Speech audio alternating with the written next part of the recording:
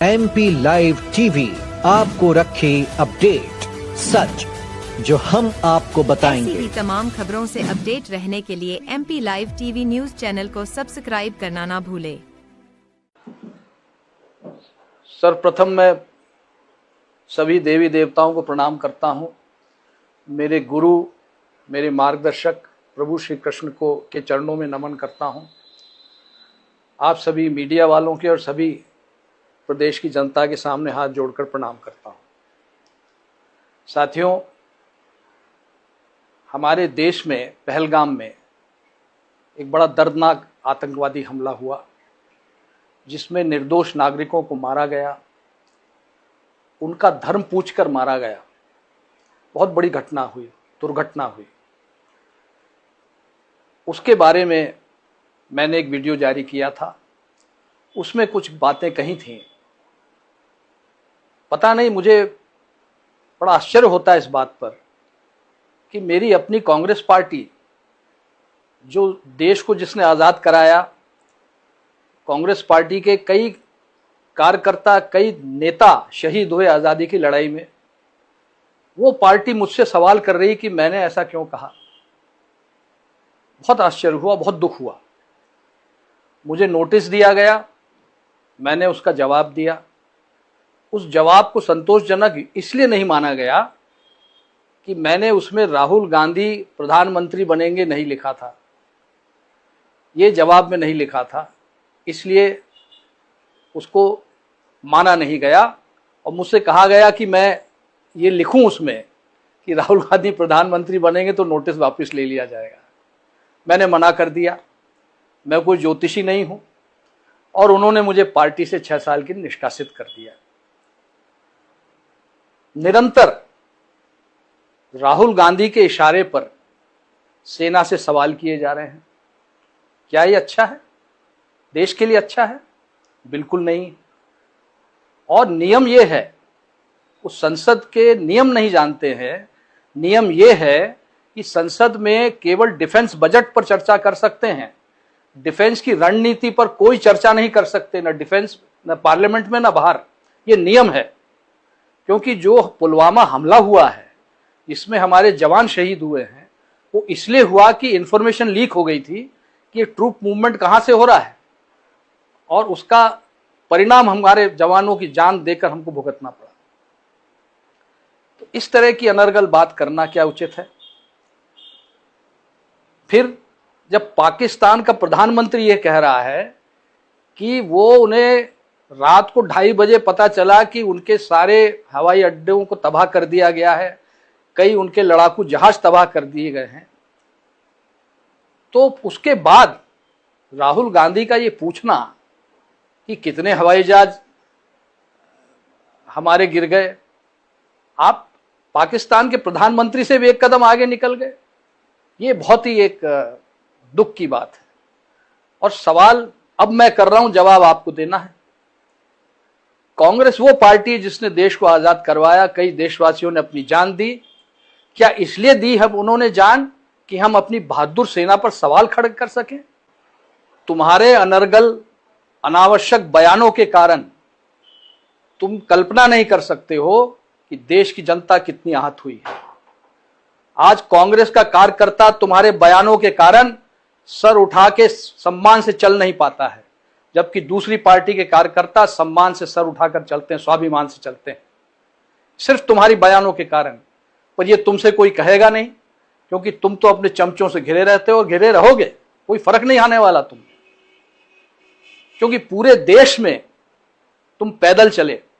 पैदल चलने के बाद पूरे देश में आज पार्टी कहां खड़ी है? मध्य प्रदेश में 1 सीट नहीं है, और तुम अपने आप को रेस का घोड़ा कहते हो। अरे कितने बार तुम रेस हार चुके हो, ईवीएम को दोष देते हो और अपने आप को रेस का घोड़ा कहते हो। अपने से बड़ी उम्र के लोगों को, जो तुम्हारे पिता के साथ जिन्होंने काम किया, तुम्हारी पिता के उम्र के हैं, किसी को बारात का घोड़ा कहते हो, किसी को लंगड़ा घोड़ा कहते हो। तुम्हें शर्म नहीं आती है? और तुम बारात का घोड़ा क्या जानो कैसे चलता है, क्योंकि तुम्हारी तो बारात ही नहीं निकली। तुम्हें क्या पता बारात का घोड़ा कैसा चलता है। इसलिए फालतू बातें करना बंद करो। जो बुद्धिजीवी तुम्हारी पार्टी में है, जो समझदार लोग हैं, उनसे राय लो, और नहीं तो पार्टी का अंत देख रहे हो, आगे अंत ही होना है पार्टी का। पार्टी बिखर जाएगी, बिखर ही रही है। साथियों, आज समय आ गया एक नई कांग्रेस गठन करने का।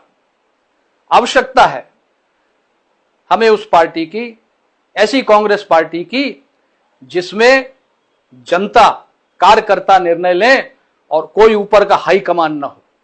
फैसले हम बैठ कर लें, कार्यकर्ताओं के बीच में फैसले लें, चौपालों में बैठकर लें, मैदानों में बैठकर लें, और तभी एक ऐसी कांग्रेस पार्टी हम खड़ी कर सकेंगे जिसका कार्यकर्ता स्वाभिमान से सर ऊंचा करके चल सकेगा। जहां तक रहा पार्टी के विभाजन का सवाल, तो स्वयं इंदिरा जी ने पार्टी का विभाजन कराया था, कौन सी नई बात है। और तुम्हारे कार्यकाल में तो 3-3 बार विभाजन पहले हो चुका है। और अब समय आ गया है कि मध्य प्रदेश में भी एक ऐसी कांग्रेस का गठन हो और ऐसा संगठन बने जिसकी सोच कम से कम राष्ट्रीय सोच हो, और राष्ट्रहित को सर्वोपरि रखकर वो कांग्रेस पार्टी का काम करे। और यह होगा, अवश्य होगा।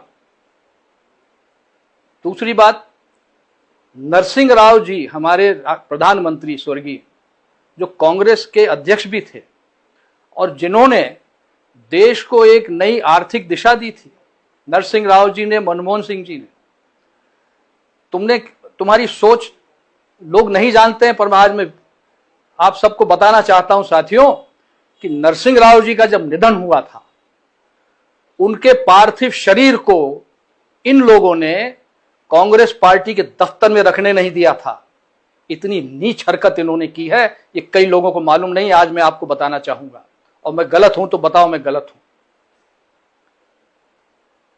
मनमोहन सिंह जी, जिन्होंने नई आर्थिक नीति बनाई जिसके कारण आज देश एक मजबूत स्थिति में पहुंच गया है, और जीएसटी जो लागू करी, उनकी सोच थी, वर्तमान सरकार ने उसको लागू किया जीएसटी को, जिससे करोड़ों, लाखों करोड़ों रुपया आज भारतीय कोष में आ रहा है, और जिससे सारे निर्माण के काम हो रहे हैं, सड़क बन रही है, हवाई अड्डे बन रहे हैं, हम लोग हथियार खरीद रहे हैं। ये क्यों? क्योंकि हमने उस जीएसटी का उपयोग किया है। तुमने उसका विरोध किया, उसको कहते हो गब्बर सिंह टैक्स। तुम कुछ समझते नहीं तो अपना मुंह बंद क्यों नहीं रखते हो? तो साथियों, मैं आपसे आज यही इंसाफ मांगने आया हूं, और मैं मध्य प्रदेश का दौरा करूंगा। अभी वर्षा काल आने वाला है, किसान व्यस्त है। जब किसान फ्री हो जाएगा, मैं मध्य प्रदेश में दौरा करके जनमत हासिल करूंगा, और हम लोग सब मिलकर एक ऐसी कांग्रेस पार्टी का गठन करेंगे जिसे कार्यकर्ता और जनता चलाएगी। अंत में साथियों, मैं यही कहना चाहूंगा कि हमारे स्वर्गीय प्रधानमंत्री मनमोहन सिंह जी, महान अर्थशास्त्री, उन्होंने एक पॉलिसी बनाई थी वित्त विभाग की, और उसको राहुल गांधी जी ने कैमरे के सामने फाड़कर उनका अपमान किया था। आज राहुल गांधी, ये देख लो, ये मेरे निष्कासन का नोटिस जो मुझे दिया गया है, ठीक उसी तरह कैमरे के सामने फाड़ रहा हूं जिस तरह तुमने मनमोहन सिंह जी का पत्र फाड़ा था। और एक बात और सुन लो, मैं कांग्रेसी था, कांग्रेसी हूं और कांग्रेसी रहूंगा। कि तुम्हारे इस कागज से मैं कोई कांग्रेस के बाहर नहीं हो जाऊंगा। मैं 40 साल तक मैं कांग्रेस में मैंने सेवा की है। 5-5 लोकसभा के चुनाव जीते हैं, 3-3 विधानसभा के चुनाव जीते हैं, कई चुनौतियों का सामना किया है। सुषमा स्वराज जी के खिलाफ कोई लड़ने तैयार नहीं था, विदिशा से मैं गया था क्योंकि पार्टी ने भेजा था। तो सुन लो ये, और हमारे साथी जो देख रहे हैं, साथियों, अब समय नहीं है कि इनके आगे झुको, इनकी चमचागिरी करो। अरे पार्टी आपसे चलती है और पार्टी आप ही चलाओगे, और इनकी समझ में नहीं आता तो छोड़िए इनको। हम लोग मिलकर एक नई कांग्रेस खड़ी करेंगे। आप सबको बहुत बहुत धन्यवाद। ईश्वर आप सबका कल्याण करे। धन्यवाद। जय हिंद।